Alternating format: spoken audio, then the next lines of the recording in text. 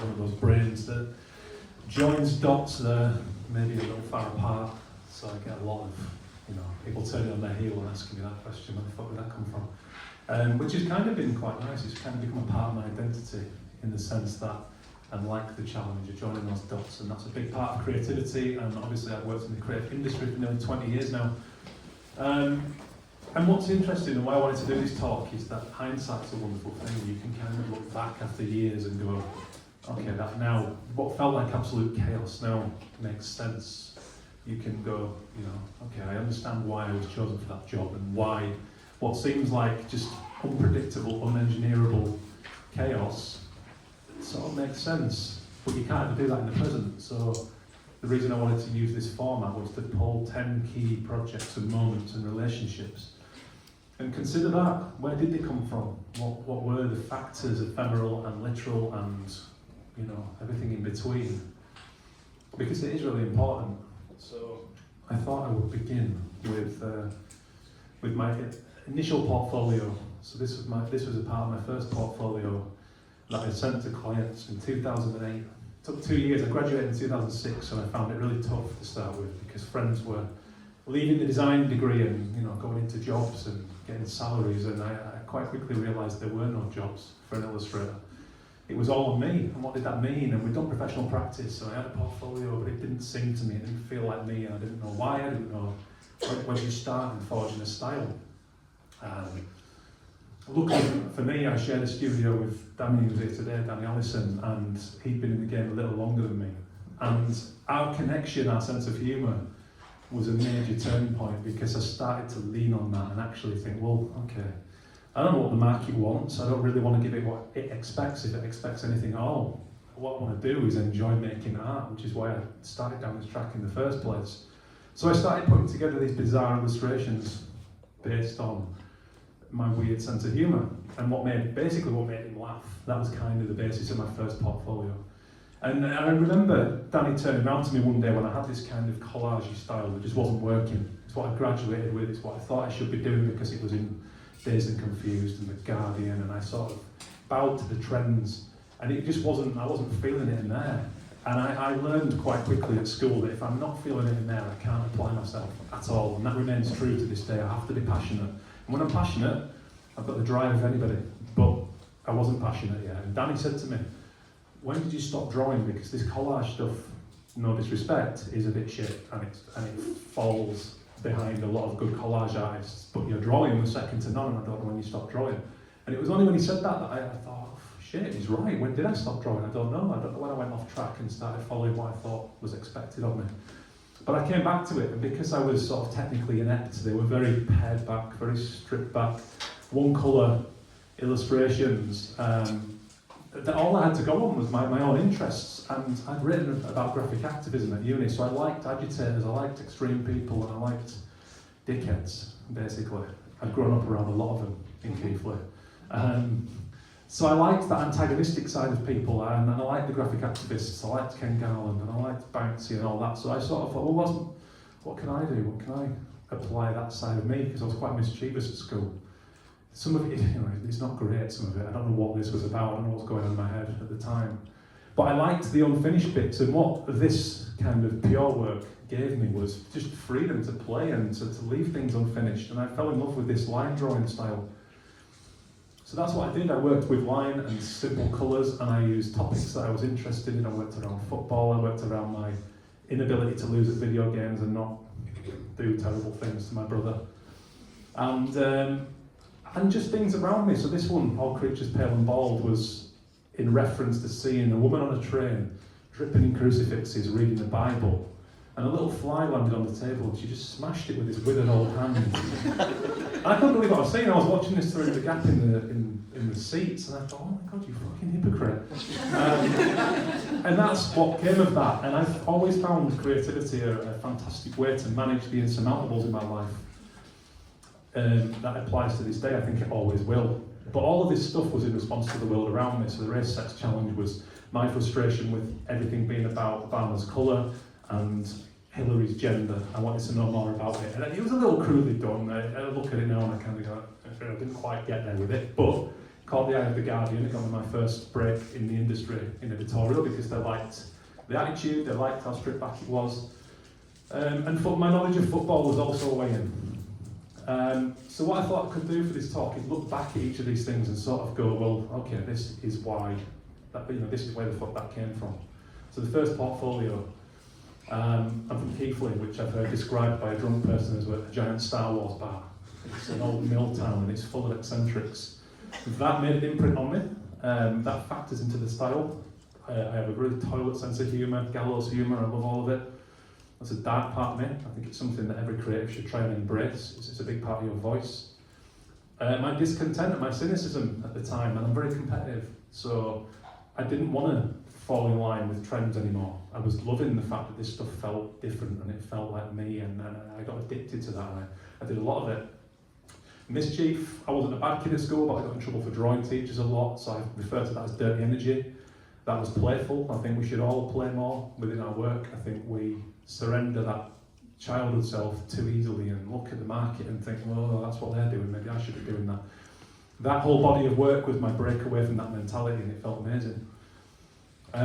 Was I conscious of any of this? Absolutely not. No, this is why I'm doing this talk, to now look back after 20 years and go, that's why I could never have known this at the time, but this is why it was absolutely imperative that I leaned into that passion and trusted the feeling that I got, because that's all you have to go on. Your personality, your lived experience, that's the ultimate compass in the creative industry. Whether you're going to work for an agency, whether you're going to go freelance, ultimately you will open the right doors and bring the right people into your life if you are working with that passion and that unique story that every one of you in this room have got. The culture around me, it was pre-internet, there was very limited cultural horizons. It was Leeds United, it was Blur, it was Fight Club, Donnie Darko. I worked in a video library, that's the only reason I had access to that culture. But it didn't matter that it was low numbers, because I felt it, and it was clues, it was breadcrumbs about what I cared about and why, and it takes time to work that out.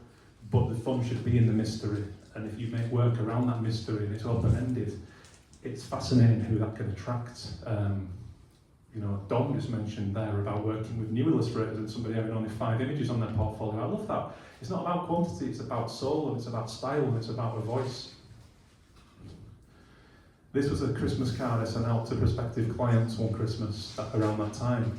And it's kind of dark, but there was a spate of unprovoked attacks in Preston that I found quite unnerving at the time, and it was in response to that. It was a different twist. It was a little ballsy, it probably broke a few eggs with the clients that I sent it to, but the ones who loved it really loved it. And this was the sort of work I started to get off the back of that when I first started to get my breaks in the industry. It had that same kind of feel. Obviously I could lend that to Times Education Supplement, big issue. I did Russell Brand's column for a couple of years for The Guardian. Very fast turnaround. Usually the brief would be, don't get us in legal trouble and make it relevant. I had 50 minutes for that one, from start to finish. But I loved it. I liked it. The activism began to manifest itself in the way that I approached clients and the clients I chose to contact. So the big issue, I saw them doing something that was in line with that voice that I'd begun to develop. This was a massive piece for me, and it's absolutely ridiculous. But I did this to bookend what became the Versus series, which was the Obama-Clinton one, and I just took all the limitations off it by the last one and did something that I just thought was silly and ridiculous. And I'm a big wrestling fan, and I like old school boxing posters. And that's why I did it, but it caught the eye of a Channel 4 director who commissioned me to work on a TV advert, motion design for Skins.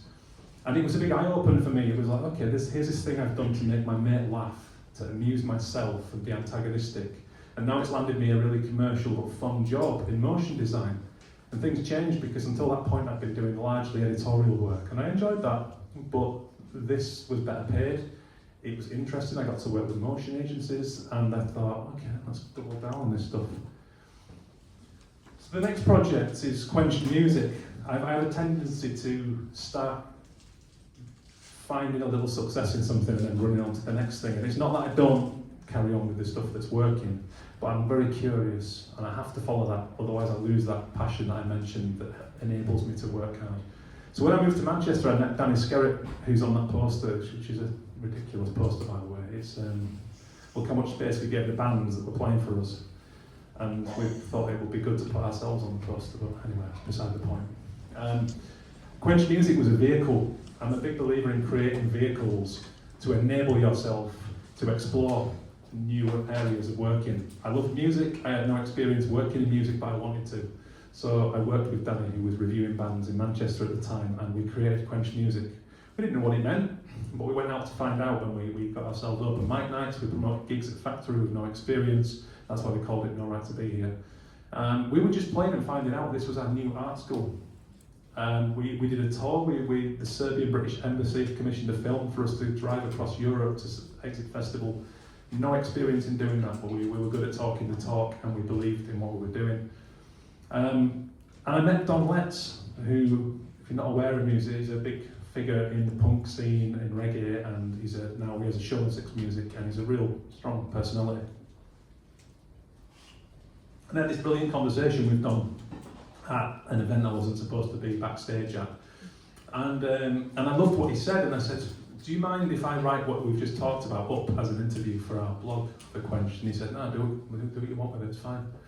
So I did that, and it was my first accidental interview, and I really enjoyed it, and I created that illustration for the blog post.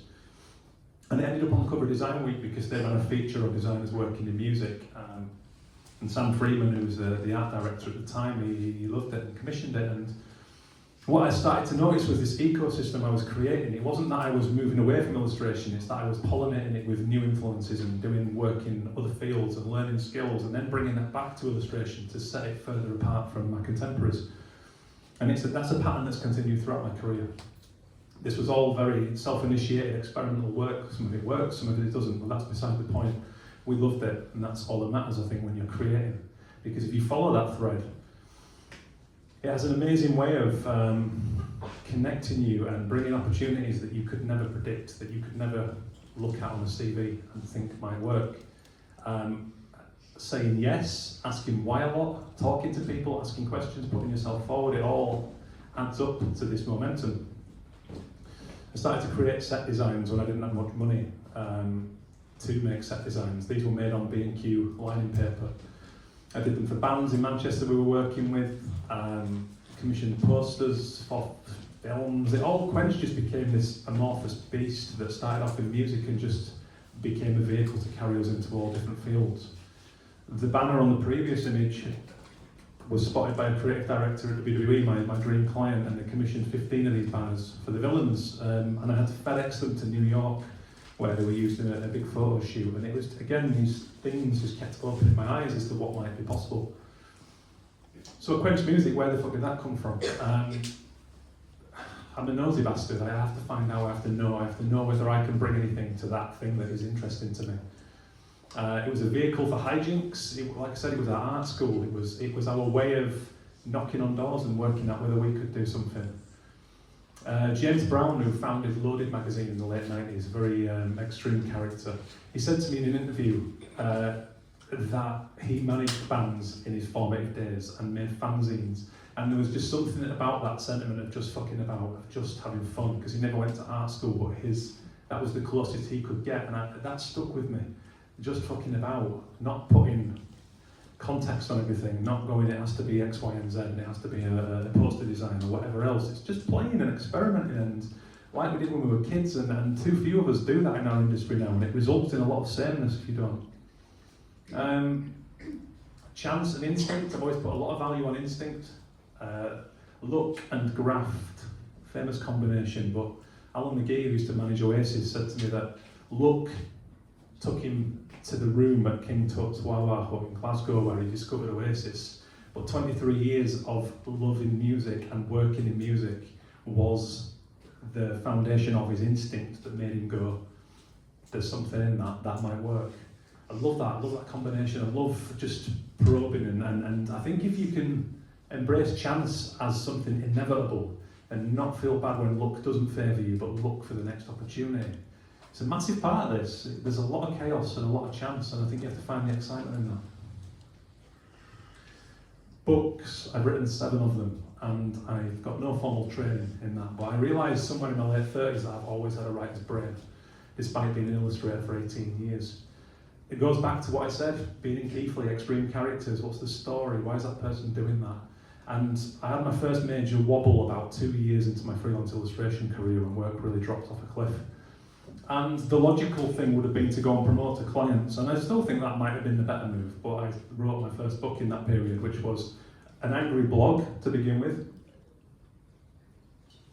But as I refined the writing style, I started to notice that people liked this story they could relate to about the warts and all side of turning creativity into a career. It started to gather momentum, and I got a book deal for that, and that's the Japanese edition on the right, which is quite interesting. There's a bit in the book where I write about wandering around Whalley Range in Manchester looking for reduced sandwiches as a way just to get myself out of the flat. And I got a guy in Japan sending me photographs of his bargain sandwiches, which has just blew my mind a little bit. But I love it. I like I said, I see the world through a writer's eyes. I always have done, but it just takes life experience to realise that. And now I have a full writing brand. It does get me projects here and there. I've just written a biography, which we'll get to later. And Nick Asbury, who I think has spoken here before, a copywriter in advertising and other fields, he wrote this very lovely appraisal of my writing, which blew my mind because I'm a big fan of Nick's. And the reason I wanted to show that, it's not a little pat on the back for me, but it's about what I started to realise is that whatever I created, if I did it with purity, my voice, my personal brand as a human being, is resonant across all of it. The way that I draw is the way that I write it. It's all got a rough edge, it's all got a rawness to it. If I try to make anything polished, it falls apart. That's just I think when you recognise these things and embrace them, that's when you start to get a sense of what style might look like, what your voice might look like. And my writing was, it was a little edgy, it was a little dark, it was about what goes on behind the curtains in suburbia, particularly my fiction. So the fact that Nick tuned into that was a massive boost, and it's the same with the podcast, which we'll get to in a bit. The way I speak, it's all a little like that. And I think every one of you will have that. You will have a personal voice. Ask your closest friends to give you an honest appraisal of your personality, and it will give you clues. It's good to look at that, the good and the bad. These two books were really important, and I'm a big believer in moving towards the culture that illuminates you, to try to find out what it is that attracts you to it, because there are clues in there as to your own voice when it might feel like you don't know where to start in finding that voice. George Orwell's Down and Out in Paris and London, I'd written an entire manuscript for Champagne and Wax Crayons, and after reading that book, I binned all of it and started again, and I wrote it in its entirety in 6 weeks. Because there was a simplicity to George Orwell's writing that I'd massively overworked. I'd tried to be too clever, I was new to writing, I was trying to be funny in every sentence, and it was rubbish. But after reading this, I understood that it could be so much simpler, and I just let it all flow, and that's what became that book. And Alex James's Bit of a Blur also just had that intonation of informality and humour and flippancy, and that's what I loved. So where did that come from? Like I said, writer's brain. I can't remember what my wife has asked me to get in Tesco 10 minutes ago, but I can remember something someone said in a pub 25 years ago, photographically. It's always been like that. My desire for long-term stability, I think I've realised now that all of this moonlighting and pushing into new fields, it's not for everyone. But I was quite terrified of the idea that if something happened in illustration, that I would be back in, down at a deco job agency, unqualified, and back into where I was in 2008, and that was quite frightening to me. It's not that there's anything wrong with those jobs, it's just that I've tasted something better, that is better aligned with my personality, and therefore I could move on my feet if things went wrong in illustration, and starting to be the case now, 18 years on, that I have more streams of income. The vision, dreaming big. I'd grown up around books and dads and uncles who adored storytelling, and I'd always dreamed of that, of writing and making and just telling a story. I worked in Waterstones, little things like that. Never feel bad if you have to get a part-time or a full-time job, because there's hidden value to all of that too. I had something to say. I've always had something to say, and I often don't know what it is or how to say it, but part of the joy that I get from this industry is finding out. Around this time and all this kind of moonlighting, I pitched a voluntary campaign for Calm. I've never particularly suffered with my mental health. I've been very fortunate, and I attribute a lot of that to my creativity as an outlet. And I started to meet people who'd been less fortunate from me and suffered, and people who'd lost loved ones to suicide, and I was made aware of Calm. So I approached them and said, what can I bring within this skill set and what I care about that can help you guys? Because I know a lot of talented people. So I pulled together a team of people, and we launched a campaign about the emotional benefits of artistic expression, which has remained a constant in my career ever since. And what I wanted to do was explore that this thing that gave me great value and happiness in my life, could that bring more value and happiness to the lives of more people if they were just aware that they too could make? So we approached a lot of people, and I got, to my surprise, we didn't have any budget, so no, we couldn't commission a proper interviewer to do our interviews, so I did it. And I really loved it. And I found that just the way I spoke and talked to people made for an interview that disarmed these quite big characters, Danny Dyer being one of them. And it was Danny who suggested that we approach Danny Dyer. He'd become a bit of a caricature at the time with his Britain's Hardest documentaries. And I said, are you joking, like Danny Dyer, for this? And he said, no, think about it. If you can engage him man to man on a really real level, I think that would be a fantastic interview. And the more I thought about it, I thought, do you know what, he's right, that'd be interesting. So I approached them, and he had some bad press at the time. So we timed it well, and his manager said, I really want him to do this, but he can't get his head around why suicide can be put in a good light. So anyway, after talking it through to him, he was up for it. So we went down to London and interviewed a very hungover Danny Dyer. And it was wonderful. He gave us an hour's worth when we'd only asked for half an hour. He was very candid. He was, he loved what we were doing, and that was the start of, this process of interviewing people. So I started a podcast, and I called it Arrest All Mimics, which is a silly title looking back, but there we go. It's now the Creative Condition podcast, and it's very accidental. I like talking to people. I love creativity, so I started to talk to more and more people in and beyond the arts about many different topics, and it's led me to doing live interviews. I interviewed Stefan Sagmeister last year at Off Festival in front of 3,000 people, which I don't get nervous very often, but I was very, very nervous that night. But Stefan was wonderful, and it was a great time. Down at D&AD, it's a joy just to get to talk to these interesting people doing interesting things, and the more and more that I learn about creativity, the more I love it. Max, who's the guy, the founder of Ragged Edge. Obviously you guys just saw Don talking, but Max is wonderful. He's very outspoken about the kind of sameness that's going on in creativity at the moment, and the opportunity for bolder creativity, and I love that attitude. So we had a great chat doing that, but it's a real pleasure doing that, and once again it becomes reciprocal. The podcast is now on BA thanks to a friend of mine who's got a deal with them, and I have friends who say, I can't fucking get away from you, I've just gone on holiday and you're in my fucking ears now. But it's great, and I love it, and it's very pirate, and I'm untrained, but I've learned the basics because we've got the internet and access to technology, and I encourage all of you to do it. If you like the look of something, go and have a go. Even if you get it wrong and fail, which I've done on many, many occasions, you learn something. The podcast has been a vehicle for art direction. Nobody else is going to commission me to art direct anything, but I've got this medium now that I can do it for. So I spilled a bottle of Indian ink on my keyboard, and I started to wipe it and now I quite like the texture, so I sacrificed the keyboard to get a photograph of that, and ended up writing straight onto it for a podcast with Sean Thomas, who's the ECD at JKR. Sean Ryder, his dog and my dog were best mates in Manchester, and I managed to carve an interview out of it. I've always been a bit of an opportunist, and I just like the thrill of that. It's it's fun. How far can you get with something? So John Hegarty, is one of the greatest minds that have been in advertising. Just to spend an hour with the guy was wonderful. And 3D printed my own head, that was fun. I commissioned somebody who shared a studio with who was 3D printing at the time. And broad slash podcasting. It's quite a simple one. I'm a talker. I love immersion in this industry. Every person I speak to, be they a student or industry veteran, has an interesting story to tell, and I like to help them tell that story through this medium. I've always been an audiophile. I grew up with a dad who had Radio 5 on his radio most Saturdays listening to football. And on that level, I think I was always quite partial to the medium of audio. I don't particularly want to do the video side of it. I just love something about the privacy and the intimacy of listening to a conversation.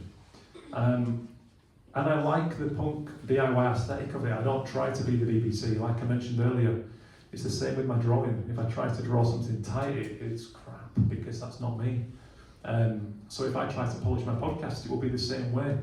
The early ones, I did them in pubs and cafes, and there was something nice about that contextual noise, and it remains the best compliment I've had of the show. Somebody said it sounds like you're overhearing an interesting conversation in a pub. You can be more than, less than, or different from, and I've always moved towards different from because it's not right or wrong. And I heard it termed as emotional creativity, but Intellectual creativity being the work that we might do for a project brief where you've got tight parameters. But I think it's important for every creative, whether you're in a job, whether you're doing your own work, to keep your emotional creativity alive. And whatever that looks like is completely up to you, but it's why I write fiction, it's why I try things that I might be rubbish at, that might never see light of day, because it keeps me energised as a human. And when I'm energised as a human, I'll see opportunities that weren't there before. I'll have a go, I'll try things, I will bring things to projects with that enthusiasm that might not otherwise. So it's not always as literal as do the thing, become the thing. It's about the resonance of that. So I moved to London in 2014 and I spent 3 years there. And I lived near Millwall's football ground in the first year, and I didn't know too many people. And people were busy in the day and I was quiet in work at that point. So I found myself going to the pub in the afternoon and trying to meet people for a drink to try and kind of get more social. And in the Admiral Hardy pub in Greenwich was the work of Andrew Cotterill, who's a music photographer. And something about the nakedness of his work and the humanity in it really spoke to me. And these Jarvis Cocker images on the wall, I just couldn't get past how good I thought they were. So one friend that I met in there for a beer, I pointed it out to, and he said, "Oh, it's Cotterill's work. We used to commission him at the Big Issue. I want me to put you in touch." Now at the time I was developing a hand lettering brand, which had started to take on a life of its own. It was always there in that early illustration, but I really started to refine the craft around that time. And I wanted to take that to music. You know, it all links in with the Quenched thing and my own love of music. So I met Andy for a pint, and thankfully he wasn't precious about his work and he wanted to see what I had in mind. So he gave me a hard drive full of images of all these musicians that I'd loved over the years, and these very extreme characters, and we started a 5-year collaboration. This is Andy, he's like an aging rocker, he's a very cool guy. So we did about 50 images of everybody, Jay Huss, Damon Albarn, Grace Jones, they were all in there, and it took 5 years to do it around our projects. But it was completely freeform. It was a love letter to these extreme people and what they represented, be they introvert, extrovert, complete oddball. And reflecting that in hand lettering was a wonderful challenge and a great way to build that portfolio with Andy. And we ended up doing a big show in Covent Garden called Lend Me Your Ear about this, with this work. It was about identity and those people that I told you about in that giant Star Wars bar. My love of what I affectionately term madheads. And it's following those breadcrumbs again. But there's a real human thing to this, and it was cabin fever and loneliness as well that got me out of the flat to go for a beer. It can be as simple as that. I think by just treating yourself well as a human and recognising when something is right, isn't right, you know, it takes you places. And there's something that you just don't get in other industries. Like I don't ever imagine, and I might be wrong, but I don't imagine dentists emailing one another saying, "I've just moved to town. Do you want to meet up and talk about root canals?" You know, there's just something about design and the arts where it's an extension of self and it's very pure. So when you do contact someone and say, "Can we meet for a pint or a coffee because I'm doing this and you're doing that?" I've very rarely had a no. People are very happy to hear from you and they like to know that other people are in that town, and that's what happened with Andy and I. So sometimes it's about as simple as that. It's about going, I don't want to be stuck in this flat actually. I want to be talking to like-minded people, and I might not have commissions on, but I can go and make something happen for myself in the meantime. And that personal work has been a bedrock of my career because it has brought me the biggest commercial jobs because it's got my voice and it speaks and it's different. So this particular image of Damon Albarn, I'm a huge Blur fan, it's always been my band growing up, was bought by Ben Lambert, who is the managing director of PB Creative, who were just around the corner from where we did the show in Covent Garden. And Ben bought the image and he hung around and talked to us, and he said, "There's something about this body of work, this rawness, this textural stuff that I'm seeing, and it's making me think of a client. We work for Lynx and Axe, and we do their global packaging. And I've got a pitch in New Direction, and I think this could be it. Do you want to work with me on a pitch?" So I was fucking limply. I sprayed half a can of that stuff on each armpit in 1995. And we ended up working on about 80 variants for a global rebrand. I did all of the artwork for that. It's by far my biggest commercial job. But the fact it came from this completely self-initiated personal project that, for those reasons previously discussed, happened, blew my mind. But Ben tuned into something that was resonant in the artwork, and it was the first time I'd started to make the textures the hero of the work and not the drawing, which had always been my core style. And he just saw something in that vibrancy that might work with the typography on these cans, and that's what he put together as a pitch. And after 2 years, it became their thing. And it was so creative. It was more or less an open brief. We had some very loose parameters for each variant, but because I knew the brand heritage, I'd grown up with it, and it tuned into something that I was doing for passion and pleasure, so it was very easy to apply that to a commercial brief, and a fantastic design team. And it was I always thought those big commercial briefs might be more restrictive, but it really wasn't. It was open because it aligned with something I was doing anyway. So that kind of brushstroke, it was that sort of stuff that Ben saw, and I think you can never predict what somebody else is going to see in your work.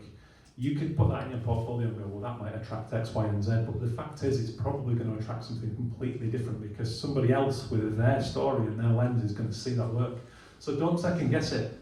Don't overthink everything in your portfolio. Don't pander to the expected. Do what feels good to you, and I can guarantee you it will resonate with somebody that you would never imagine. And there's an opportunity for fun and real creativity in that. That's another one with John Lydon that I think helped this job over the line. It was, his sort of rage and his anger, I felt it didn't need words. It was just, that one had to be a mood. So like I said, people skills, that connection through Damon Albarn with Ben Lambert was absolutely pivotal. I didn't put the image in this, maybe I'll share it later on, but there's another image that Ben saw after our first combination, and it was drawings for a short story about spice addicts, which is quite haunting. It's horrible, but there's this horrible drug that was wrecking the homeless community in Manchester a few years ago. I've seen some very ugly scenes with these people, so I wrote a short story about my fears around that, and I illustrated, not directly off people, that would be a little bit intrusive, but I sort of bounced off what I'd seen and captured that mood in these very simple line drawings with one spray texture. And that was something Ben Lambert sent me and said, this is what we need to push for Lynx. So you would never have thought that the Lynx can rebrand had partially been inspired by spice addicts in Piccadilly Gardens, but there we go. That's why you should never second guess it. I don't know why, I just felt the need to include that can. I still think it's better than my work. That original one is just something. But fiction writing, it took me a long time to get the courage to try fiction writing. I had one non-fiction book, Champagne and Wax Crayons. But as I said, I started to realise that I had a writer's brain, and it was after the pandemic, right at the start of the pandemic, I had twins, became a parent. And I knew myself well enough to know that I needed to keep using my emotional creativity. I was on paternity leave for 8-10 weeks. That was the benefit of being freelance. But in that time, I would just take 2 minutes a day to write one line of fiction. And with the pandemic, it became Isolation Watch, which was a very behind the curtains observational fiction book about what was happening around me. And that led into Your Mum and Other Stories from the Back Streets of Britain, which is a 21 flash fiction story based around commonly found British street items. But this was going on at a time when the world had kind of stopped and it was something that none of us recognised, and that inertia, I don't know, discontent, what's the word? It was a very weird time, it was very surreal. And like I said, I'm a big believer in processing the insurmountable through creativity, and it took on the form of fiction for me, because I just think there's a lot of truth in fiction when it's written the right way. So I'm a huge believer in the negative emotion spectrum. I think that so many people have made great work through adversity, and I think in the long run it's kind of unsustainable if you're always stressed or anxious, but there are certainly ways you can channel those struggles which are inevitable in life, and I've always done that. This was me under a bedsheet in a national park with Danny, who was photographing me for the fiction book. He said to me, look, I'll do the photos for free, but you need to turn up with a bed sheet with eye holes cut in it and don't ask any questions. That was the brief. So I ran around these woods for half a day and freaked out quite a few dog walkers. But Danny has such a great, he knows me as well as anybody, and he started to tune into this fiction voice that I was writing. And his art direction, photography of that was a nail on the head. And again, it was another vehicle for me to use my hand lettering. This coming together of all these things that I was doing has happened more and more over the years, and I've never, again, didn't second guess it. I could have freaked out and not put this in my portfolio, but this, It's fun, why not? It makes people laugh.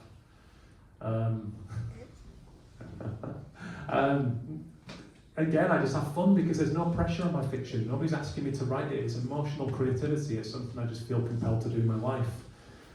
But it generates opportunities all the time. I've got a really dark sense of humour that comes through. The pandemic opportunity, who was predicting that?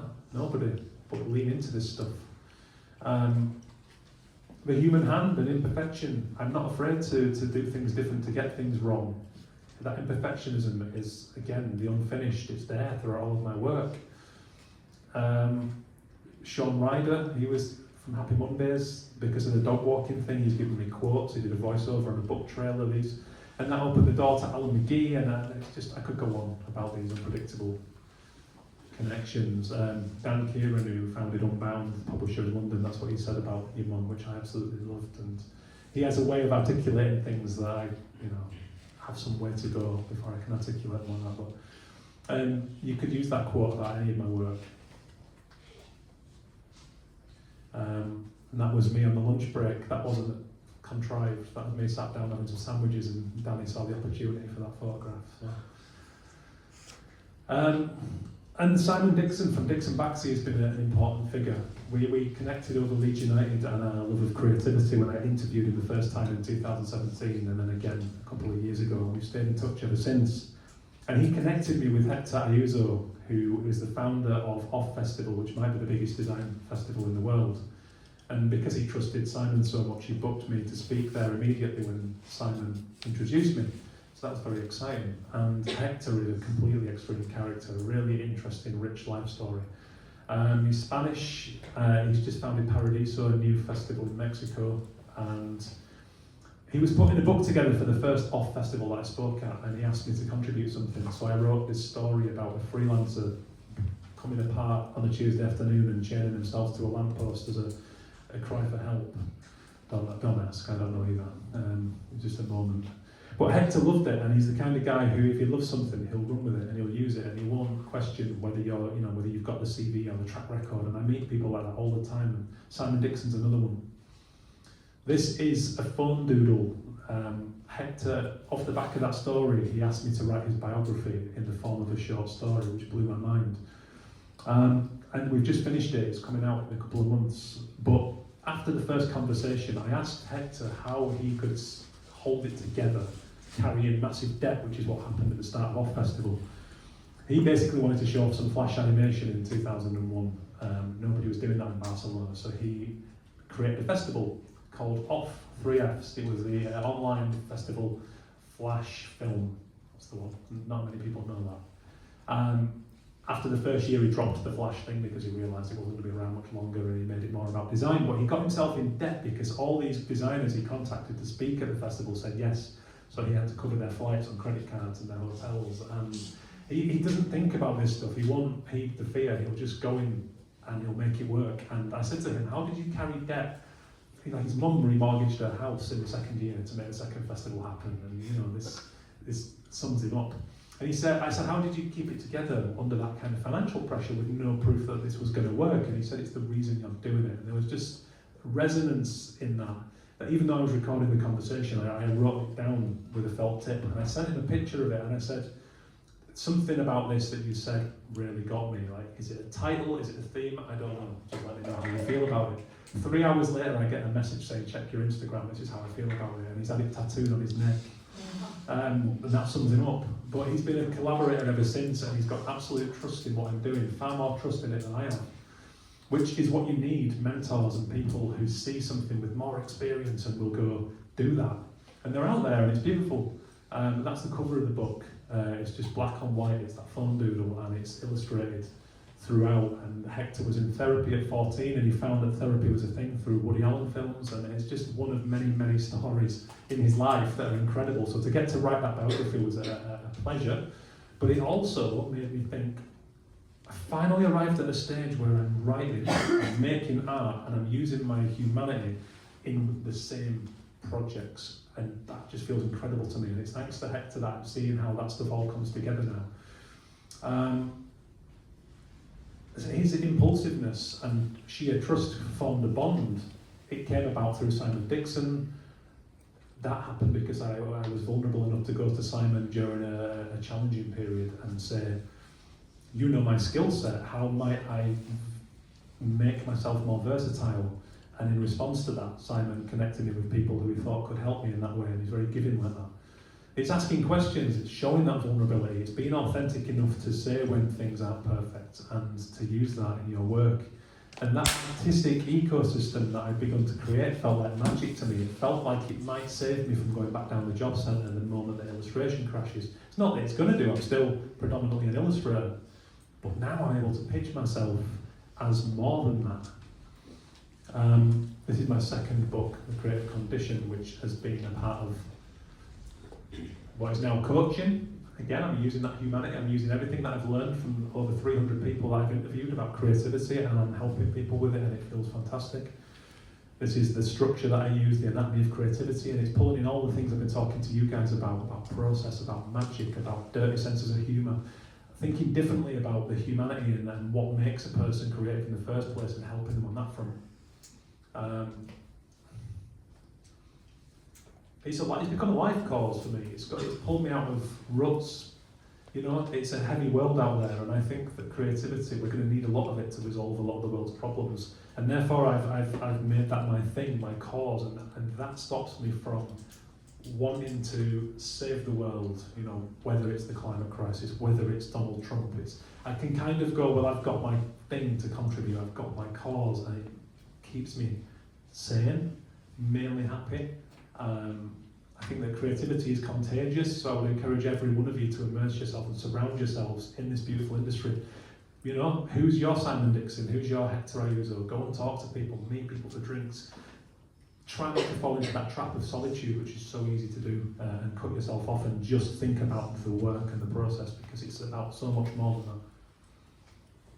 that. And to sign off, this is the bio that I've landed on recently, to sum up all of that. Ben Tallon combines illustration, art and writing to construct rich narratives, exploring the human condition.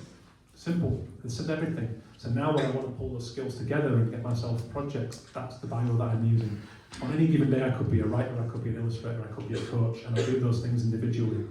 But just sometimes I get amazing projects that pull them all together, and there's no way that I could have predicted how that would have happened. I don't know when it's going to happen next, what form it will take on, but to me that feels exciting, and that's how I lead my career. Cheers.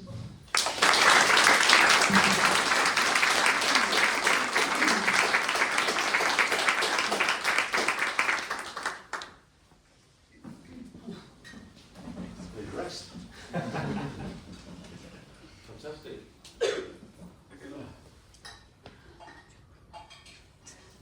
What do we do now? Q&A. Is there any questions? Or I have a question. When you're writing your books, do you not worry about people not being able to read it because it's your own handwriting? Like how do you know if people can actually read it if it's not typed up on a computer, because it looks like that's actually your writing? So how do you Do you mean my hand lettering, or do you mean my actual writing? Like the hand lettering in the books, it seems like people might not be able to read it or something like that. I mean, legibility is important, of course. You know, when I'm creating hand lettering, I'll work with art directors, and we'll find that balance between the human hand and functionality. That's obviously really important. So yeah, we work together to make sure that it is legible.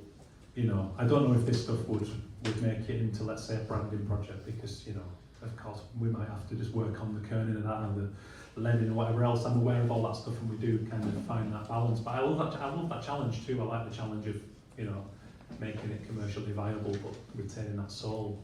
So that's always a process of collaboration with whoever I'm working with, editors, book publishers, whoever really. So yeah, it's an important consideration.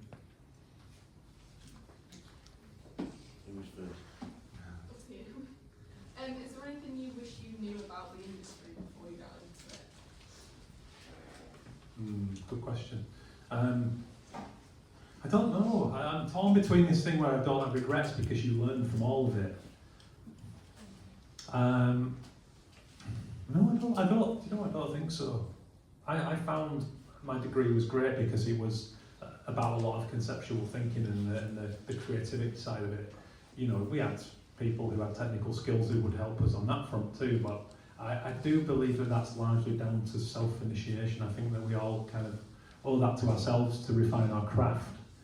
I think that the thinking and we had professional practice and it was reasonably effective on the illustration, and you know we were encouraged to take it to market. And I do think that part of the reason that wasn't more stringent was because they understood that it was important for us to go and find out our way of taking it to market, and to go and you can only teach somebody so much to that degree because it's all vastly possible. It really depends on who you are and your personality and your lived experience. You have to use that to kind of engage people in a way that's comfortable for you. So I don't think there's only so much you that you can teach of that. So no, I don't think I do wish that there was any more really, because all of the times I got it wrong, and you know, it's the classic cliche, but it's taught me just as much, if not more, as when I've got it right. One thing you mentioned throughout your presentation was the fact that trusting the process and kind of going with the flow. Is that something you've always done, or is that something you kind of learned on the way to kind of just trust yourself? And how did you kind of get yourself into that mindset? It ebbs and flows. Yes, I've always trusted it. I've always placed high value on it feeling good firstly to me and making me excited, because if it's not, I really believe it resonates in the work. I think that the reason that Links project happened was as much about the resonance in the music work, the sheer love that Andy and I both had for that work. I think that sings to the end user. I think if you're doing that for sort of really commercial reasons and just doing it because you think you should be doing it, I think that it doesn't have that resonance and it doesn't carry the same passion. Don't get me wrong, there's times when I stumble and maybe do fall into process a bit too much and stop experimenting and get comfortable. I think everyone goes through that. But it's about recognising when you've done that and kind of thinking. I think that's why the variation is important for me, because going and then going writing fiction or whatever else, that gets me out of the headspace that I'm in when I fall into that trap. And it's a livener, and it gets me back into the art school mindset again, so that when I come back to the drawing, I don't want to keep doing the same thing. So I remind myself that I need to think of a different approach to try something new. So it's never perfect, but yeah, definitely as guilty as the next person for sometimes getting complacent or comfortable. But I do quite quickly recognise it and challenge it. You do like so many different things in so many different disciplines. I'm kind of curious how you approach managing that. Do you work on multiple things at once and bounce around, or do you like fully focus on one thing at a time? Just recently, it's taken me 18 years to create a rota for my week where I know what I'm doing on a given day.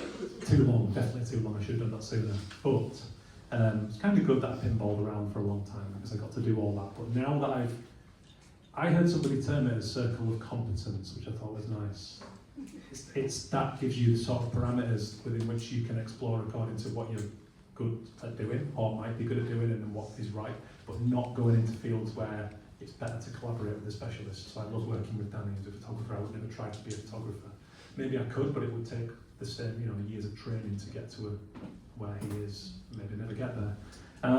But circle, and then I interviewed a guy called Pogus Caesar, who's a wonderful photographer the other week, and I told him the circle of competence thing, and he came back at me with a circle of confidence, which I thought was brilliant, even better. And I thought, so I allow myself to try new things, but I'm good at recognising when it's shit, and when I'm better bringing somebody in to do that. Like I'm not a good typographer, but I just can't do it. I haven't ever done it. Hand lettering, however, it's got that instinctive and it's got the room to be imperfect. So there's a bit more method now. I have days where I'm working on the creative condition stuff, and I have freedom within that to roam. But I now want 3 days a week illustration, and therefore I do my marketing, I do my accounts on the illustration business and everything. So it's a balance, and I am better now that I'm a little older at managing it. But there's a lot of chaos for a lot of years, but I don't think that was a bad thing. I think that that enabled me to get a few things wrong and actually draw that circle of competence. So now I kind of know the remit within the writing, the art, the human side of things. And I like that I've got parameters. I like that that's got variation within it. Are there any jobs you've been offered that you haven't taken? Oh God, yeah, loads. Saying no is an art in itself, and that took a while. I took everything on at the start because, of course, I was excited. I was, like a puppy after a ball at the start because I'd come from factory jobs and paper rounds, and suddenly I had a chance to be an illustrator. So I said yes to everything to get myself started. But I never showed any of the work I didn't love. I never looked at it. And I recognised that I could make more money by showing some of the more commercial work, but I never did because I was very pure about forging a path that was right for me.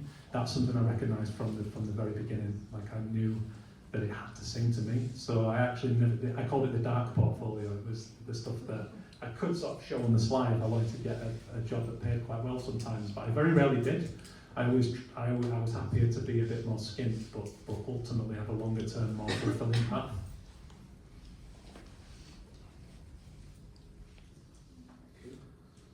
Would you do the honour of drawing the last grand prize draw? Yeah, absolutely. Right, then we'll break for